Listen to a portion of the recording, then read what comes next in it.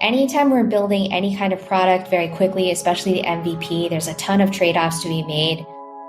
A lot around speed, efficiency, scalability, whether these are going to be real and meaningful. So one of the key issues was, hey, we're building out something that's going to let you see connection for another team that you haven't met before. It's not like we could look at that and say, these people really are really connected. Our platform's doing the right thing.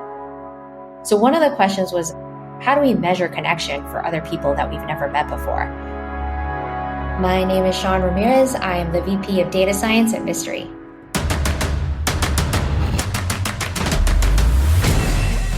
This is Code Story, a podcast bringing you interviews with tech visionaries who share in the critical moments of what it takes to change an industry and build and lead a team that has your back.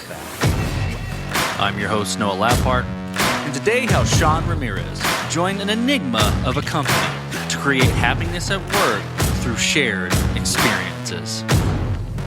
All this and more on Code Story. Shawn Ramirez spent a decade as a political science professor studying terrorism and strategic negotiations. 5 years ago, she switched into tech in order to make a positive impact, joining startups with great missions. She's created training programs, worked in AI, scaled teams, and dug into the data science world.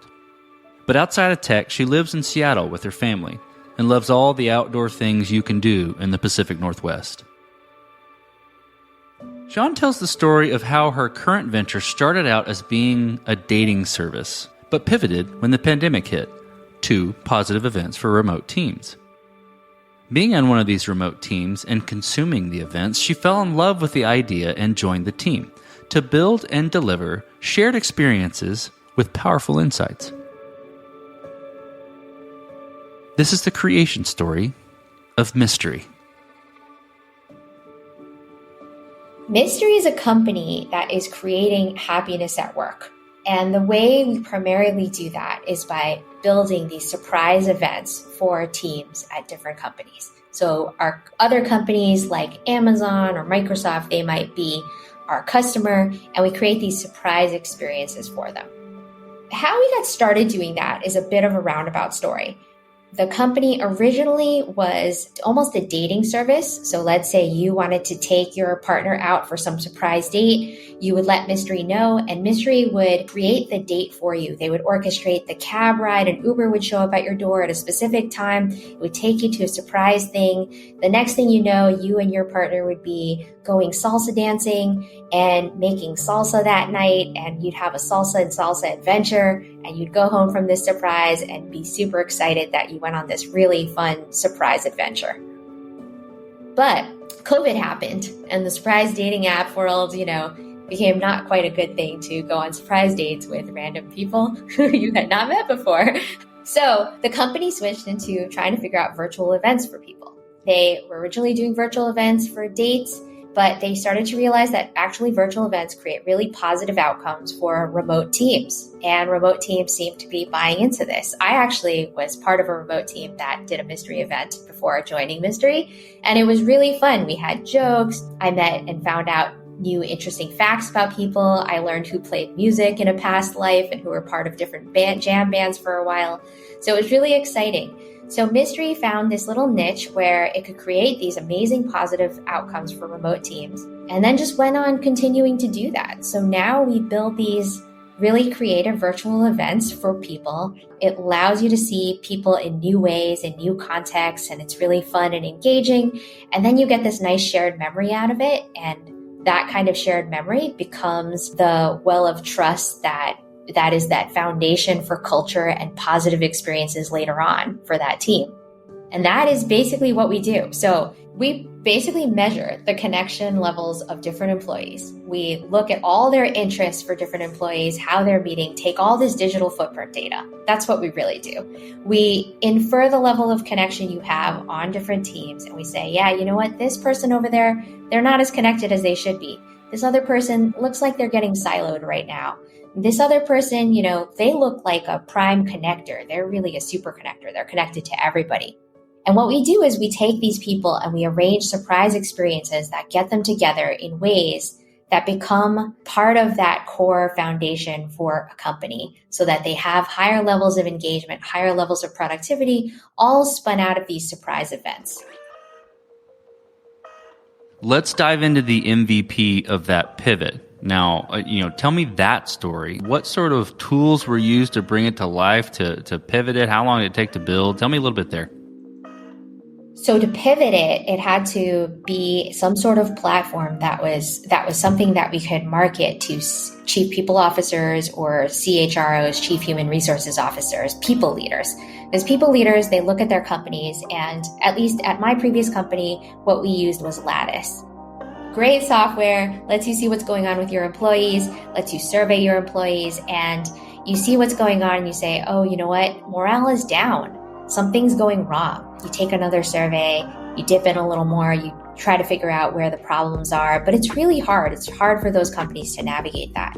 So we thought, let's build a platform at Mystery that allows these leaders to dip in a little bit further and see what's going on a little more crisply and cleanly, specifically with regard to connection.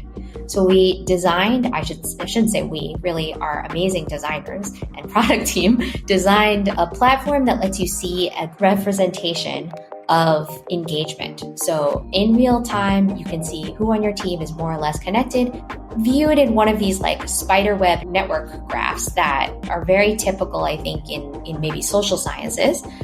And what it lets you do is double click, quite literally, on different teams and people to see, how is this team doing? What's going on with this leader? Do they need more support? Are they connected enough to other teams that we think they should be connected to? Maybe our sales team, we think that they should be spending more time connecting externally and not connecting internally. Are we seeing those signs exhibited in this data? And so that's what we built first. First step was build the engagement graph in a platform and make that something that people leaders could easily double click into.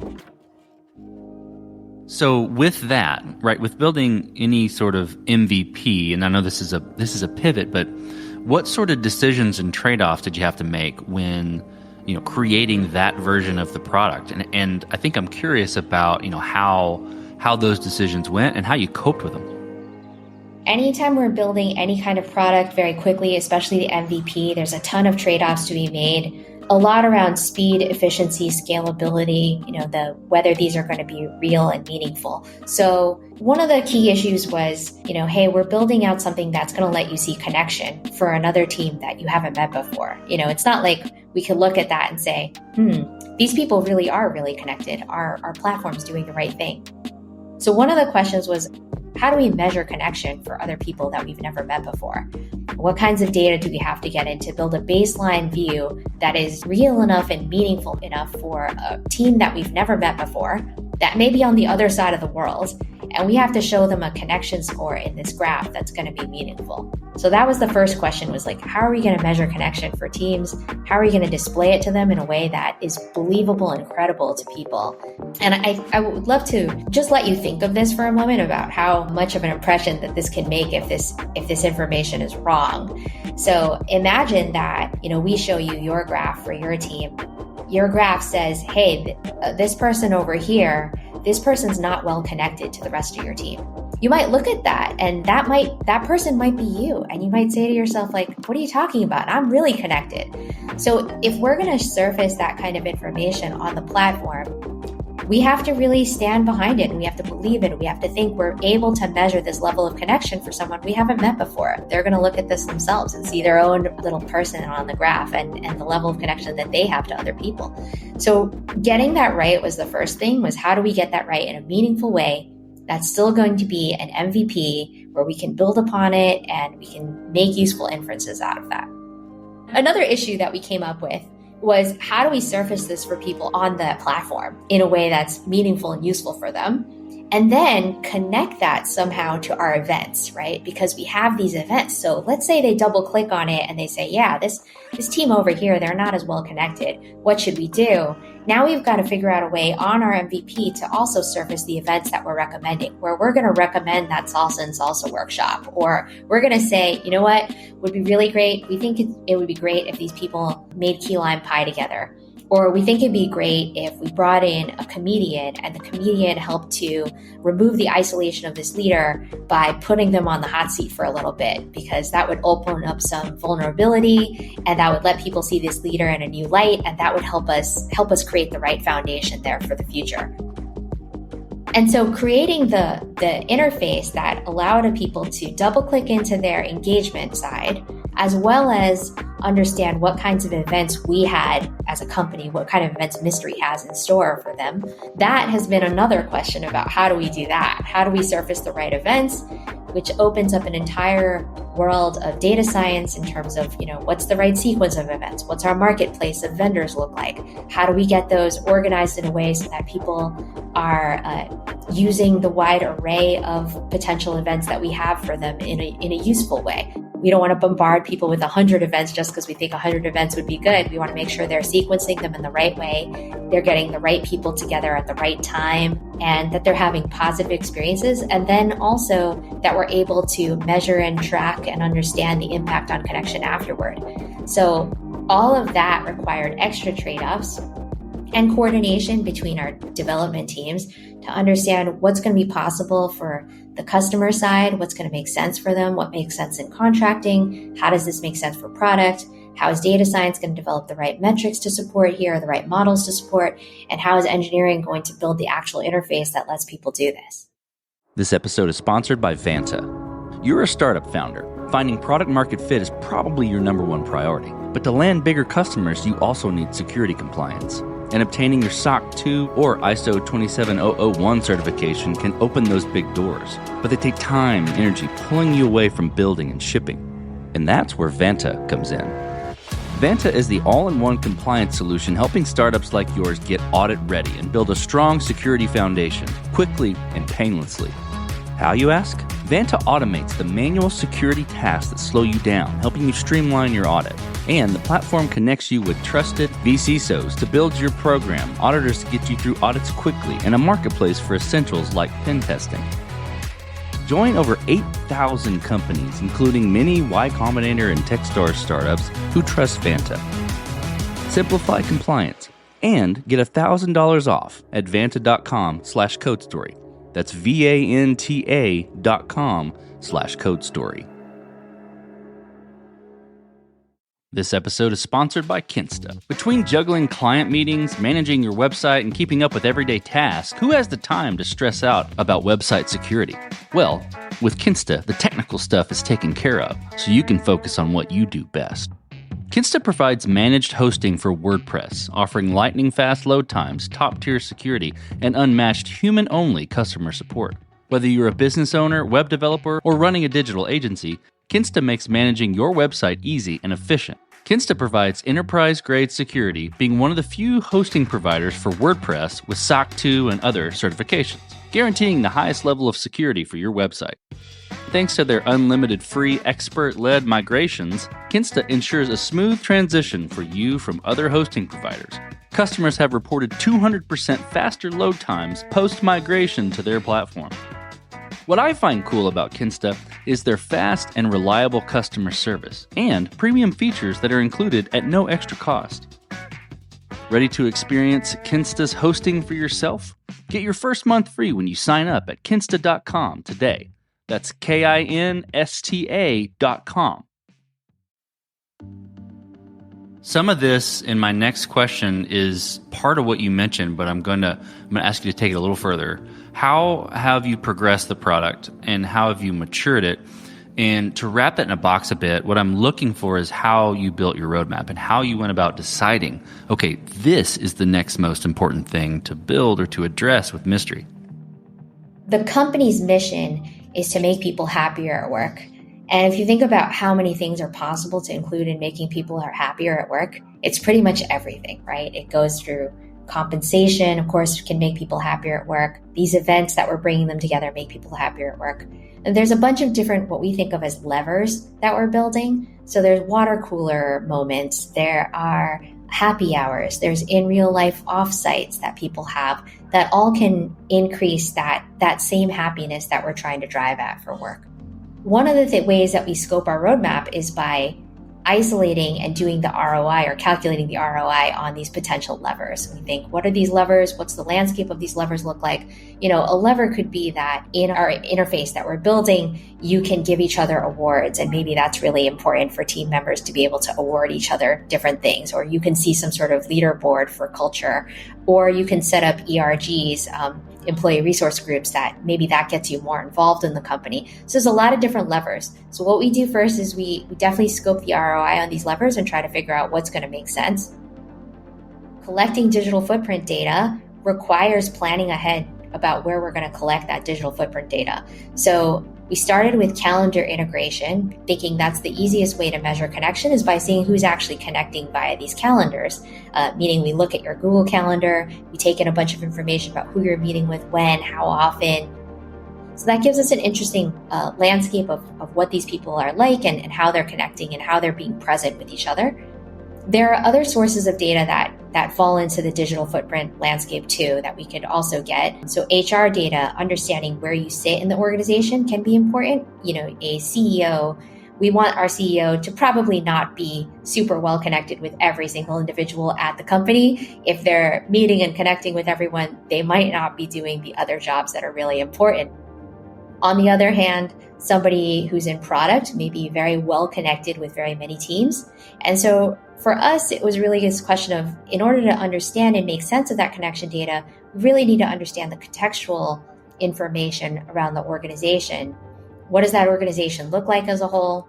What should their level of connection be so that we're making the right recommendations? So we started getting HR data.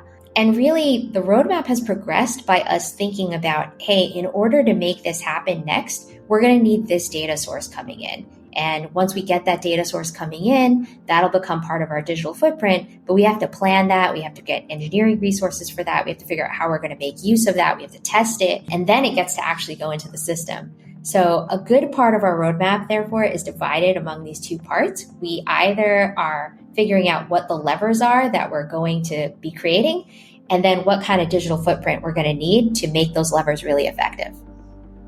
Let's flip over to team then. So how do you guys go about building your team? And what do you look for in those people to indicate that they are the winning horses to join you? We, of course, are looking for quality skills. We also want well-rounded expertise. If we're thinking about making people happier at work, it's a personal product. What makes you happy at work may not make me happy at work. My husband is constantly joking around. He is, he's a little more introverted than I am. So he really doesn't think of happy hours as being very fun. He thinks of book clubs as being more fun. So we want a really diverse team that takes in and thinks about these things regularly when they're creating some of the product and when they're looking at the data. One person's level of connection doesn't necessarily look the same as another person's level of connection. The factors that go into that make them feel connected may be different. So we care a lot about creating a diverse team that brings in some of these perspectives directly into their work. Another thing we think about is values and being mission-driven. Our company is focused on making people happy. So one of the questions we ask people is, when were you happiest at your last job?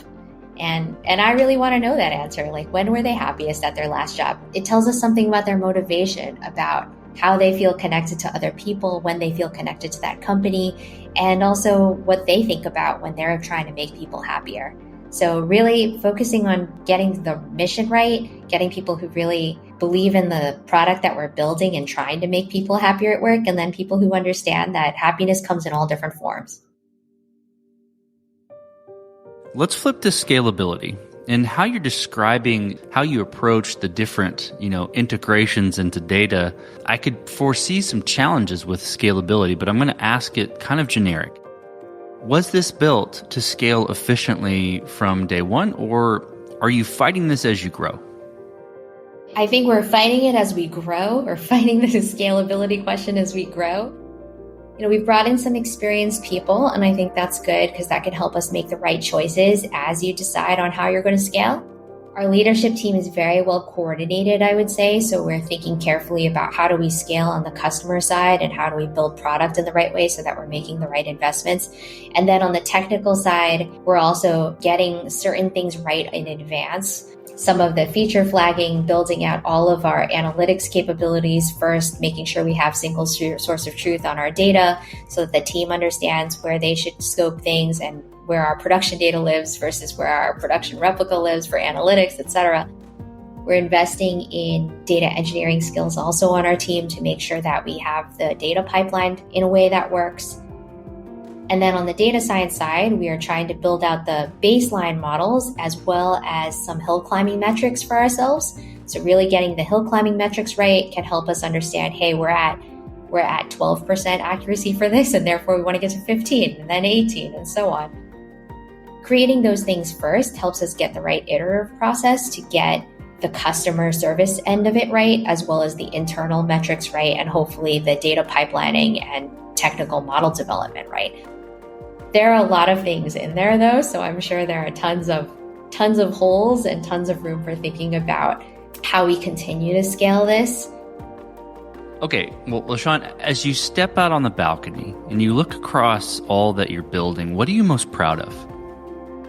When I think about the world that we live in right now, there are a lot of really interesting data science products. There are a lot of AI products that are being built that are really interesting.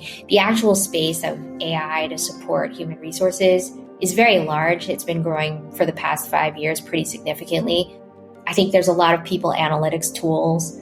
There are a lot of tools that help people navigate different employee contexts, which is great. And when I look at what Mystery is building, I think we're carving out a space that I think is unique and needed right now. We're thinking really carefully about what connection looks like and how to actually get people to intervene on that rather than just seeing some of the analytics coming in about how their organization may be in trouble or certain people may need support.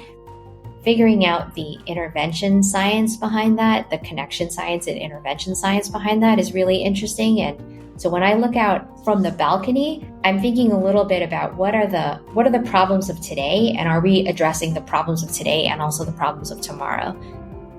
I like what Mystery is doing because I think that they're really paving that way for the future for us to build out interventions that have a causal impact on the outcomes that people have at work.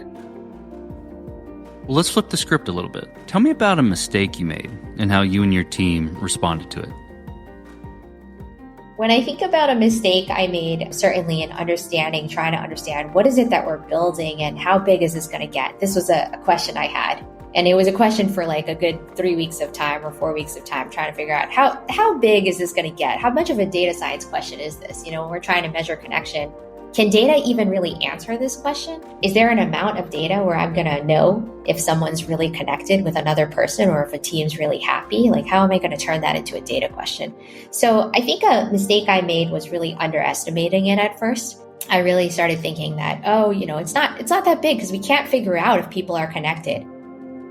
After the first month, I, did a lot of scoping, did a lot of creative thinking, talked to a lot of people to try to figure it out. Definitely the determination was there to figure it out, and really asked myself, how do you scope this into a large AI product? And started thinking about, we're going to need to build these large machine learning pipelines that help us understand taxonomies of connection over time.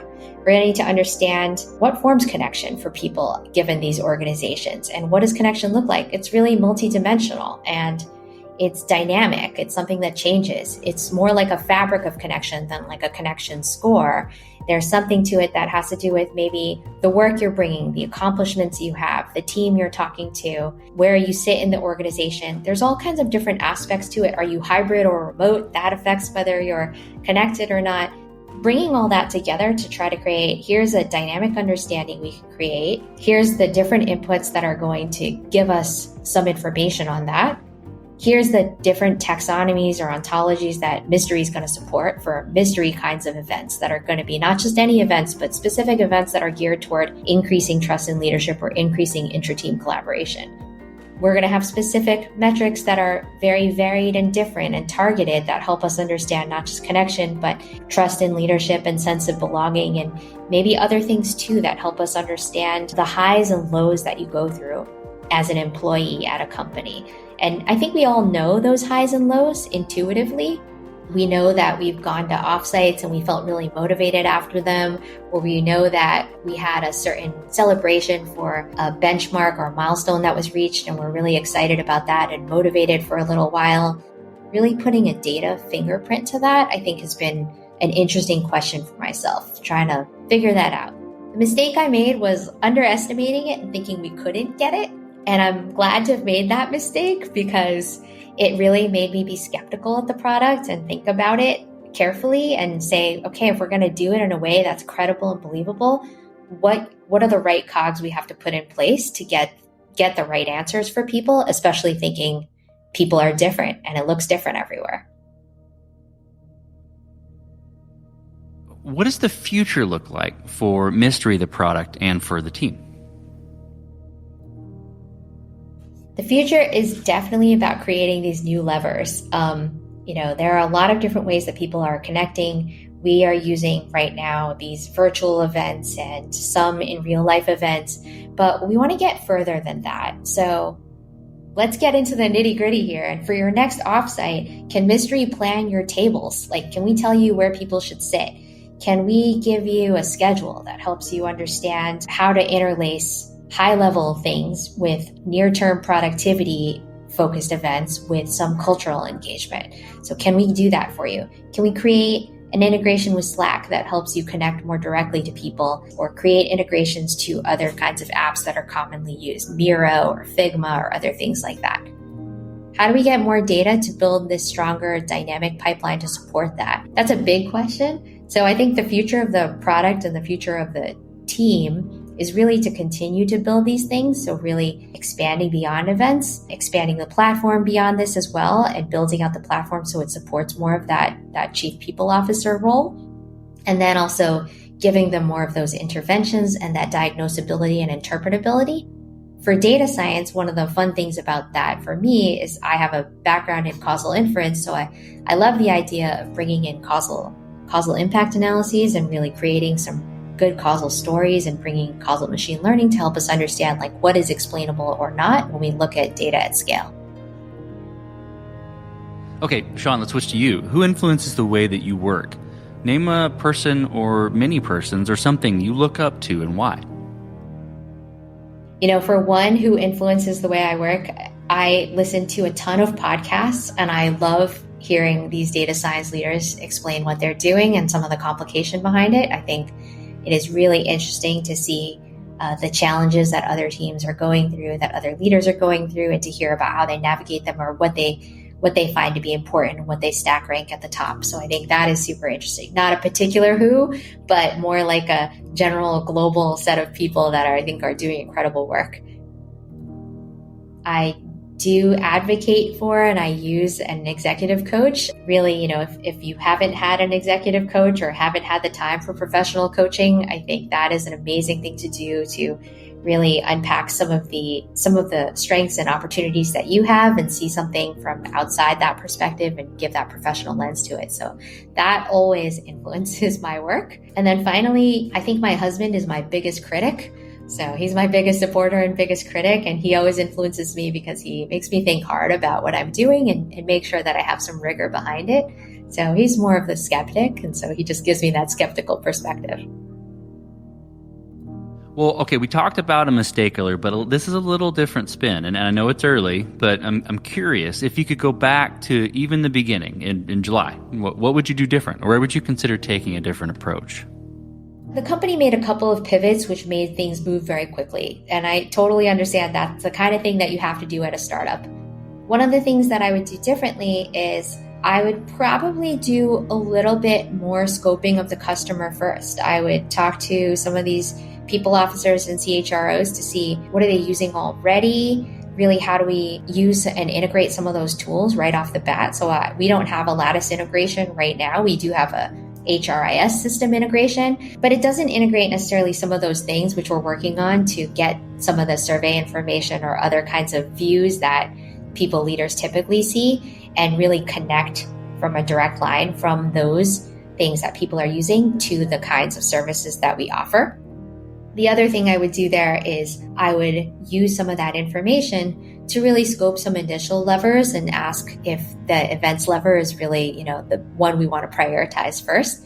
We prioritize that first because we were a dating app, but, it could be the case that it may make sense to prioritize some other things first because we get more digital footprint data, or because there's a higher ROI for those teams. They are connecting more via those other tools. Maybe it makes sense to integrate those first instead. So if I could go back differently, I would do a little more research and think about it a little bit more and then embark on this fun journey. Okay, last question, Shawn. So you're getting on a plane and you're sitting next to a young entrepreneur who's built the next big thing. They're jazzed about it. They can't wait to show it off to the world. Can't wait to show it off to you right there on the plane.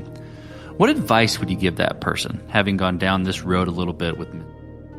I would love to meet that person who is building the next big thing on a plane. I do love thinking about the amazing startups that are being developed and the big things that they're working on. Now, assuming they're the CEO founder or something like that, my advice to them would be to dream really big and really lean on and use the expertise of your team. So surround yourself with people who can help you take that dream and dream bigger, and really let them do it. Let them go at it. People have amazing ideas, and once they get started actually building those products, building those companies, the thing to do next is to just keep dreaming big and figuring out what that next big iceberg is, or what's that next big piece of the jungle to carve out. So I think dream big, and then surround yourself with people that you love to engage with and take advice from, and have them dream even bigger. That's great advice. Well, Shawn, thank you for being on the show today, and thank you for telling the creation story of Mystery. Thank you so much.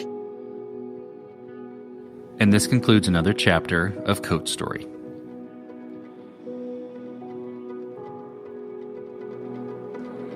Code Story is hosted and produced by Noah Labhart. Be sure to subscribe on Apple Podcasts, Spotify, or the podcasting app of your choice. And when you get a chance, leave us a review. Both things help us out tremendously. And thanks again for listening.